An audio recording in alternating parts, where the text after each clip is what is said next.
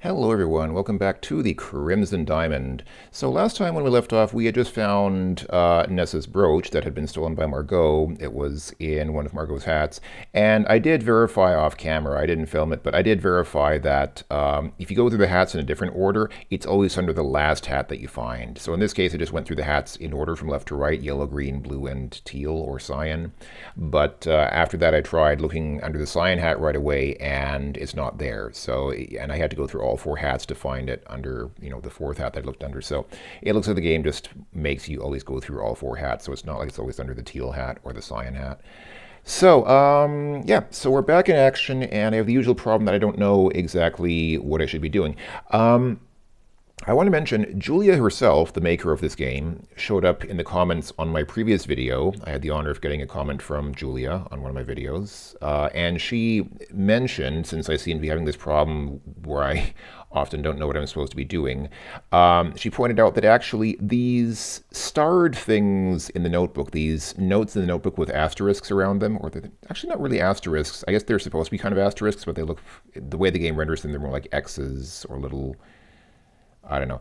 I guess they're supposed to be stars. But these things are basically hints on how to progress through the game. So I guess the notebook is kind of, I guess it's kind of obvious in retrospect, but it wasn't really obvious necessarily to me when I was playing the game.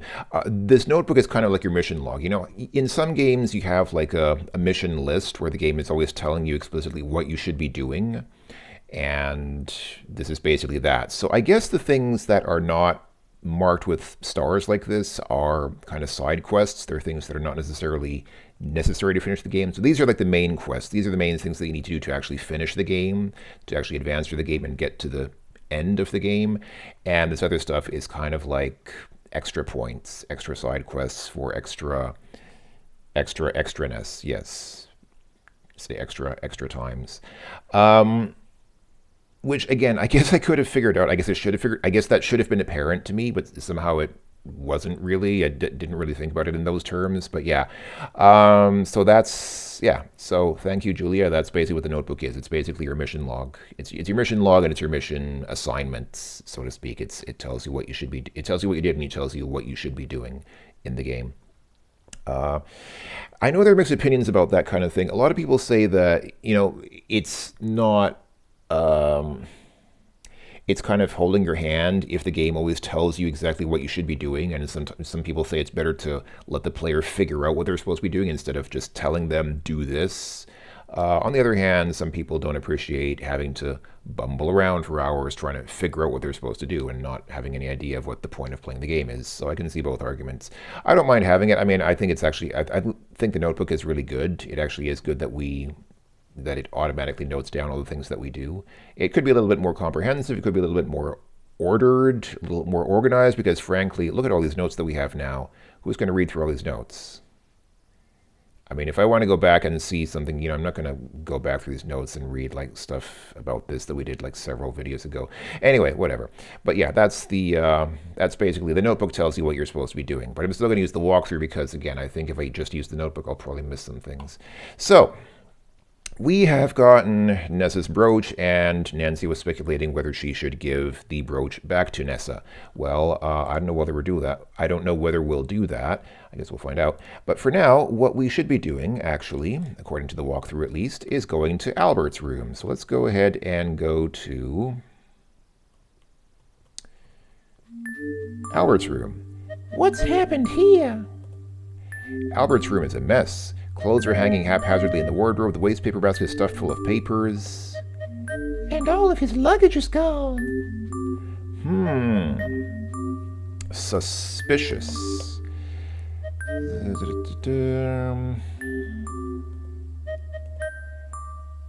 Albert's room is in disarray. Crumpled papers are stuffed into his waste paper basket and overflowing onto the floor. Clothes are scattered in the closet and his luggage is gone. It looks like he left in a hurry. All right, well, where do we start? I guess let's start with the waste paper basket. Let's look in the basket. These crumpled papers in the waste paper basket, they don't appear to have anything written on them. Okay, why would he throw away papers that don't have anything written on them? Is this like some kind of invisible ink thing where you have to kind of There's a strip of telegraph tape lying just outside the wastepaper basket on the carpeted floor. Can I get the tape? Telegraph paper. Okay, so we got the strip of telegraph paper. I don't know if, let's see, is this strip of telegraph tape you retrieved from Albert's desk? Is this in some, the telegraph tape reads as follows. Carl L. I'm going to read it with, actually, whose voice is this? I don't know. Carl, I know Nancy's probably reading this out loud, but I'm not going to read it in her voice because it's not her words. Carl L. Proceed to Sue Locks with package. Deliver package by 3 a.m. Await further instructions. Well done in crimson. Well done in crimson? What could that mean? And who on earth is Carl L?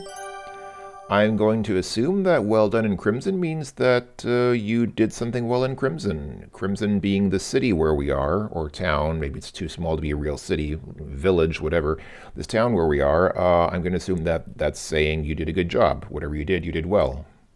Seems like normal English to me, but can I get the papers? You take the crumpled papers out of the wastepaper basket. Oh, well done. I got a well done for that. Okay, cool. Papers you received for Albert's wastepaper basket. Oh, hold on. Oh, I was just gonna say this before I clicked the loop on these. I was just gonna say, at first the papers look blank, but upon closer you can see faint indentations in them. Is this a blatant put soot on papers? Yes, it's a blatant ripoff from that puzzle from. It's not from the Colonel's Bequest. I think it's from the second Laura Bow game. I think it's from Laura Bow 2, the Dagger of Amon-Ra, isn't it? I actually don't remember now. I think it's from Dagger of Amon-Ra and not from the first Laura Bow game. But yeah, this is a direct ripoff of a puzzle from that game. Putting like some black powder. I think, what did Laura Bow use? Didn't she use like graphite from a pencil or something? Actually, what did she use? I don't remember now. I think she just used a pencil. Anyway, this is an old trick, rubbing a pencil over something to see what was written on the sheet above it. Aha! Powdering the crumpled papers reveals some handwriting indentations. Well done. Now I can read the papers. After darkening the indentations, you can read most of the writing on these crumpled papers. It's clear that Albert wrote on papers that were on top of these ones, not thinking he would be able to detect these faint marks. The first page is written... I don't know why. I'm sorry, my brain is just going too fast. Like my mouth is trying to keep up with my brain and eyes, and it's just not succeeding. That's why I know sometimes when I read these things, I go too quickly. That's because I tend to read quickly, and I don't speak that quickly, so I'm trying to keep up with how my brain is working, and it's not working very well. The first page is a mineralogical report written by Albert, declaring that in his opinion, the area in crimson is rich with diamonds. Wait a minute. The second page is another mineralogical report written by Albert, and this one says the area in crimson has no diamonds at all. The report I found in Corvus's satchel is the same one as can be seen on this first crumpled page. Which does make sense. It would work out in Nessa's favor if the land is rich with diamonds, and she'd be inheriting it. I obtained this last will and testament from Corvus's satchel that says Mr. Richards bequeaths his land and possessions to his sister Nessa. The document was prepared and signed by Corvus, with Nessa as his witness, but Mr. Richards has yet to sign it, and now he's missing. I don't like the look of this at all. Which version of the report is true, and why would Mr. Resper make two versions in the first place? All right. Let's see. Can I open Albert's drawers now? Look in drawer. It's empty. Can I open the desk? Look in desk. No? Okay, that's interesting. It doesn't do anything. Examine desk.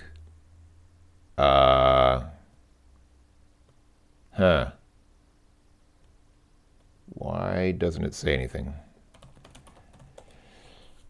What?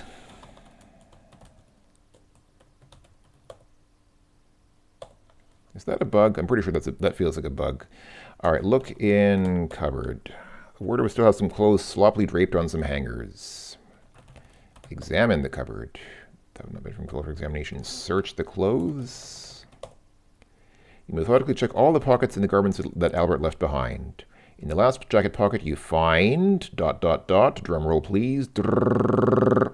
A train ticket stub. Okay.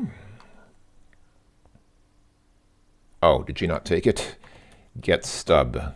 You take the ticket stub. All right, one of those things where you have to, again, you have to say take it after you find it. A train stub that Albert left in his jacket pocket. All right, what do we have here? If you're close to the train ticket stub. This stub is from Albert's journey up to Crimson. But this is for a ride in coach, the same as me and Kimmy. He said he was in the first class car.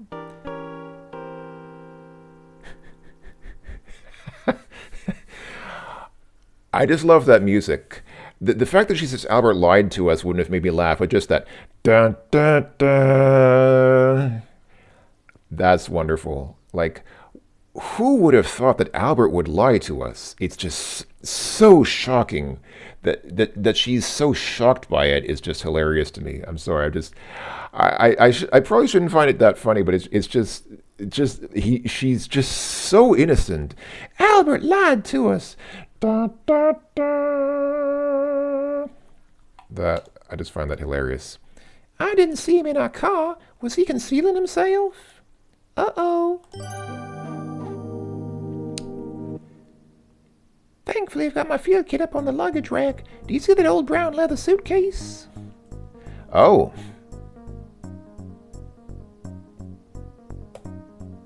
Ah, yes, I see it. What does the field kit contain? Among other things, the field kit includes hardness picks. These are the most important tools of all for my work in Crimson.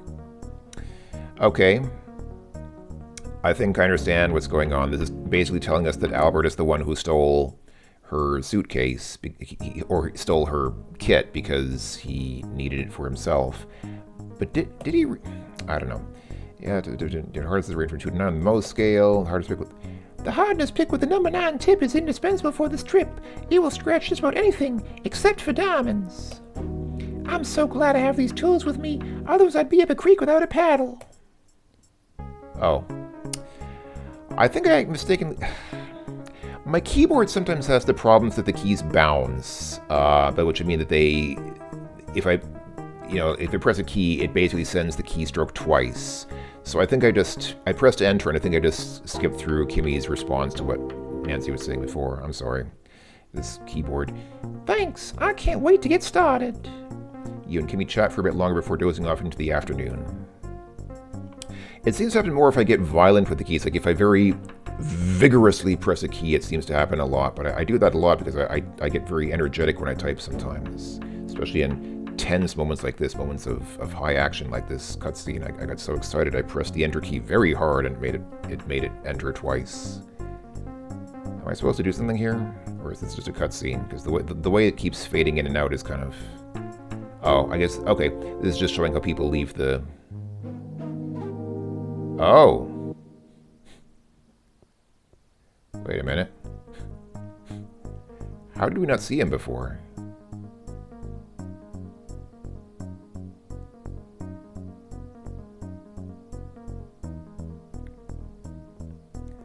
Okay, I mean, I guess this answers my question. I kind of felt like this was going in that direction, like Albert probably took our kit.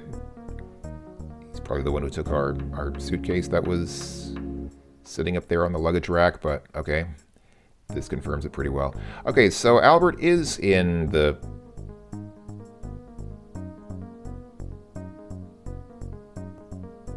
What's he doing? Oh, he just threw it off the train. Okay. I thought he was going to use it for himself. I thought maybe he stole some of our tools from the... Oh, that's the picture from the title screen. When you start the game, you see that image of the... Like, exactly that image. That's the image that you see when you first start the game. All right. It was Albert. He was in the train car after all. I remember the smell of those cigars, the ones he's been smoking in the lodge this whole time. And he got rid of my field kit to obstruct my investigation. Dun, dun, dun. Okay. Those are some Interesting revelations. I don't know what we'll do about that now, but I guess nothing right now. Okay, cool. So let's see. What else do we have here?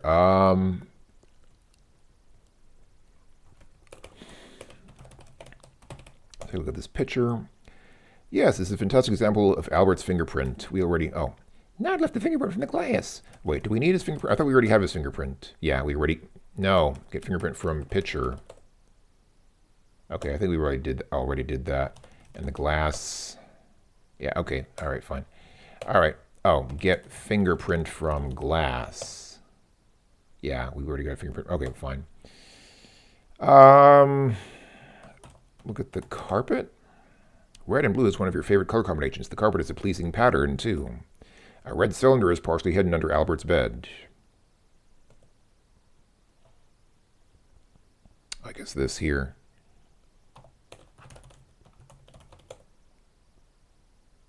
Trying to examine the cylinder more closely while it's still under the bed isn't yielding any additional information. Well done. I got a well done for not getting any additional information. All right, take the cylinder. All right, fine. We retrieved the...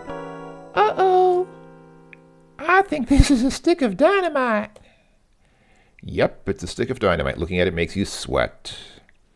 Dynamite is not a standard piece of mineralogical equipment. Well, honestly, it is used in, well, I don't know.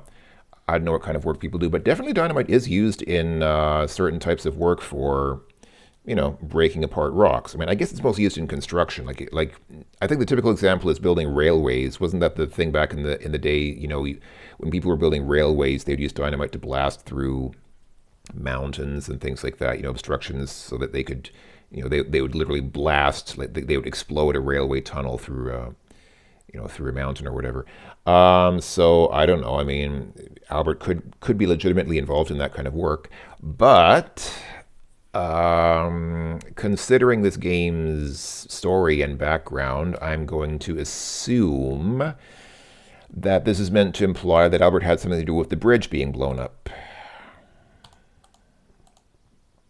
It's dynamite. Examining more closely wouldn't make you feel any better. Quite the opposite, in fact. So, I don't know if Nancy knows this, but I know for a fact that dynamite is actually pretty stable. In fact, most explosives are made to be stable because you really do not want explosives just blowing up spontaneously. So most explosive chemicals like dynamite are actually specifically made to not blow up from handling or things like that. People think of stuff like nitroglycerin, which is of course very sensitive and will explode pretty readily if you just like bump it. But most professional explosives, or like serious explosives that are used in real life, are specifically made to be very stable so that they don't blow up just from people picking them up or handling them, or from being shipped, because stuff will get knocked around in shipping, obviously, and people will work with materials, so you can't just have people getting blown up just from handling the stuff. It has to be stable. Excuse me. It has to be stable until it's triggered, until it's detonated. So this stick of dynamite is not going to blow up in your hand, Nancy, or in your inventory. But anyway, maybe she doesn't know that, or maybe she's just nervous at the idea of it. Some people just get nervous just when they see weapons, even if the weapons aren't loaded, or I don't know, whatever. Okay. Oh yeah, let's not forget to get the fingerprints from the ticket stub. Put soot on stub. Okay, yeah, we need to put the soot on the stub to get a fingerprint. Okay. Ooh, this looks like Albert's fingerprint. I'm not surprised, but it ensures he can be connected to this particular item. Oh, now Nancy's thinking cleverly. Now she's thinking about the future, because Nancy knows that this came from Albert's jacket, but now she's thinking about, okay, now you're thinking about evidence and how evidence can be used to, do I need to say get fingerprint from stub? Stub, not from sub. Oh, fingetprint. Oh, this game doesn't have I can't use the left arrow to go back. I have to, okay, get fingerprint from stub. I think revealing the fingerprint on this ticket stub is enough. The authorities can decide what they want to do with it once I've submitted it as evidence. Okay, finally Nancy is thinking about this. It seemed like she wasn't before, but finally she's thinking about what she can give to the police and what will hold up in a court of law if it comes to a court case, which it probably will at this point because obviously there's a lot of stuff going on. I mean, besides, murder, sabotage, fraud. I mean, we've got a lawyer who's basically creating counterfeit wills because I'm pretty sure that Evan didn't actually intend to will everything to his sister. All right, so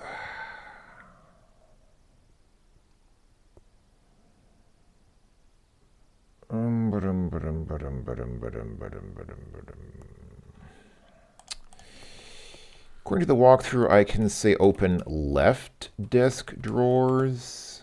Yeah, okay, you specifically have to say open the left drawers. All right, fine. She opens them, and then it says they're already open. Okay, this is obviously the game's logic handling these desk drawers is a bit buggy now. Look in left drawers. You see a cigar butt in the upper left drawer. Oh, hey, another throwback to Colonel's Bequest. The whole joke about the cigar butt. All right, get the butt. Let's get some butts. Take the cigar butt from the desk drawer. Well done. All right. One of Albert's cigar butts, he stubbed it into the inside of the desk drawer. That seems like it's from a fire safety perspective. That seems like it's not a very good thing to stub out a cigar or a cigarette on. I assume the desk is wood. Actually, what is it made of? I mean, they didn't have plastics in those days, so it's not plastic or something like it. I mean, it's probably a wooden desk. It's probably not a good idea to stub out something flammable onto wood. The coat of arms on the label of the cigar butt indicates that it's of Belgian make. Okay, so that part checks out anyway. The head of the cigar appears to have some oily smudges. Okay, hint about fingerprints. Now that you're taking a closer look at the cigar butt, you can catch a whiff of its aroma. I've smelled this type of cigar before, and not just in the lodge. All right, so put soot on cigar. There were oily smudges ringing the cigar butt. After a generous applicazione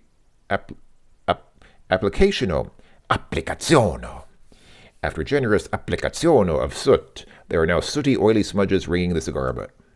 It looks like the fingerprints got smeared as the butt was being twisted to put it out inside the drawer. I'm glad I tried, though.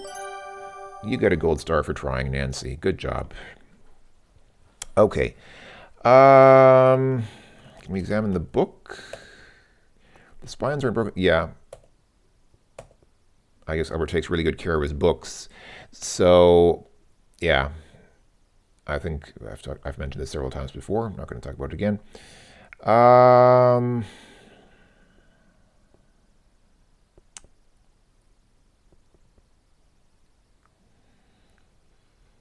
right. I guess we're done here then. So according to this at least, what should we do next? Albert's train ticket wasn't first class. Albert to Sue Locks. Who is Carl L? I'm gonna guess at this point that Carl L is an alias for Albert. That's probably his real name or one of his names that he's using. I don't know. I guess we're done here. So, Albert stored some of his things in the blue trunk in the upstairs closet. I wonder if anything was left behind. Okay, where is the upstairs closet?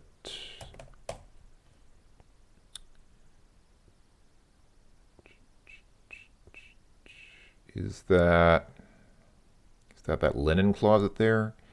So we just came out of the servants' quarters. That's where Albert was staying.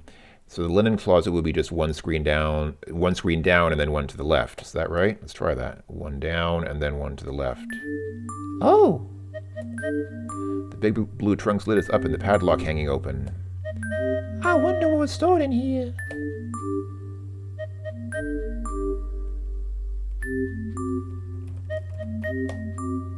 You peer into the blue trunk. There are some old threadbare linen lining the interior and obscuring the trunk's bottom.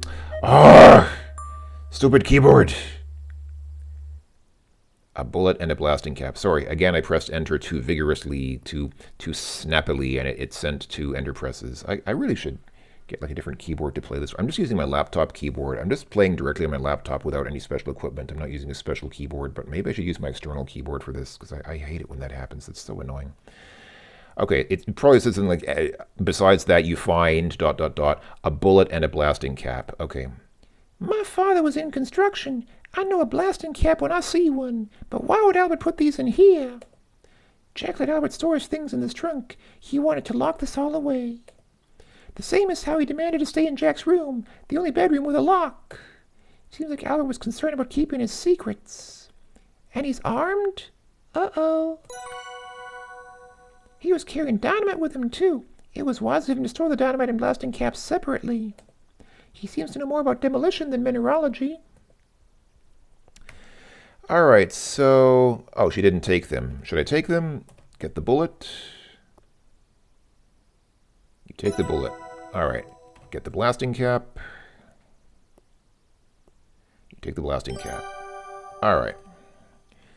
So, you're no expert on guns, but this is definitely a bullet of some kind. It looks unfired, too. Actually, it looks... Is that intentional? It looks... I mean, I know this is how cartridges look, but it seems like it's been made to look just a little bit more phallic than it really needs to look. Is that intentional, or is that just me? I might just... Okay, never mind. This is a tin of blasting caps used to detonate larger explosives. There's only one left. Yeah. I think I'm getting the picture here. Albert isn't who he says he is. I believe he's headed to the sewer locks to sabotage them with explosives. I found a bullet and blasting caps in the blue trunk. Albert is probably armed. And is fairly well acquainted with how to use explosives, seeing as he knew how to store his dynamite and blasting caps separately. This doesn't bode well. And I think he tossed my luggage out of the train to eliminate my field kit, so I couldn't interfere with his sham field work. He was in the train car with me and Kimmy. His train ticket stub proves that, and I do remember the smell of his particular brand of cigar. I need to head to the carriage house and tell Nathan, Jack, Nathan, and Ranger Murdoch. Right, so...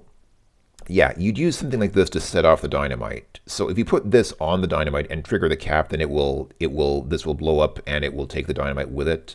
But yeah, just the dynamite itself. I mean, you'd throw the dynamite around, you could throw it against the ceiling and it probably wouldn't blow up. Probably it wouldn't. I mean, you need a very significant shock to blow up dynamite. It won't just blow up in your hand. You examine the bullet through the loop. You don't know enough about bullets to glean any more information. Yeah, okay, fair enough. The maker's mark is imprinted on the tin. You can recognize the brand as one that is commonly used in Toronto. My father was in construction, so I know what these look like. Kids would sometimes play with them. Not me, but other kids. I'm not like other girls. It's likely Albert purchased these blasting caps in Canada. They tend not to get shipped overseas because they're fairly hazardous materials. Though it's hard to tell with the design printed on the lead, you think you can see an oily smudge. All right. Put soot on blasting cap. You've read a fingerprint on the blasting cap's tin.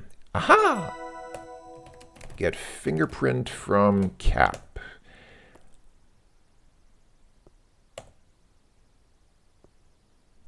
No need to lift the... Okay. So Nancy's totally changed her thinking. Before she was all about, I'm going to solve this case myself, and now she's not even trying anymore. She's not even trying to investigate. She's just saying, I'll just give everything to the authorities. I'll just give all this to law enforcement, which is probably the right thing to do. Like, it's probably the smarter thing to do than trying to solve a case like this yourself without any help. But okay. Actually, can I put the soot on the bullet as well? The soot slips off the bullet's smooth metal casing. It was a good thought. Okay, so it's worth a try. And it says well done, even though is that like... That didn't do anything. I wonder when that well done pops up and it makes that little ding sound, is that points? Is that some kind of internal point system? Are we somehow getting rewarded? Like, will that come back to reward us later? Or is that just totally pointless? I don't know. All right. Anything else in the chest? I guess not. Don't have anything else of interest. Yeah, I know. Yeah, I know. And then it says that would not benefit from closer examination. All right. What about this lock? The lock on the chest. Okay, the large padlock on the blue trunk looks very sturdy. It looks like Albert opened the trunk to retrieve his belongings and didn't bother to close the padlock again. He must have been in a hurry. Can we take the lock? The padlock taking care not to close it. I don't have the key after all. Well, it's not really on anything, so you're not going to block anything by closing the padlock now because it's not blocking anything. But all right. A very heavy, sturdy padlock. It's currently open. The padlock is still in very good condition. It appears to have spent most of its life indoors attached to the blue trunk, possibly in this very closet. Aha! I think I see an oily spot in the padlock next to the keyhole. Put soot on lock. So the fingerprint on the surface of the padlock. Aha! Get fingerprint from lock. So why does she get the fingerprint from the lock, but not from the blasting cap?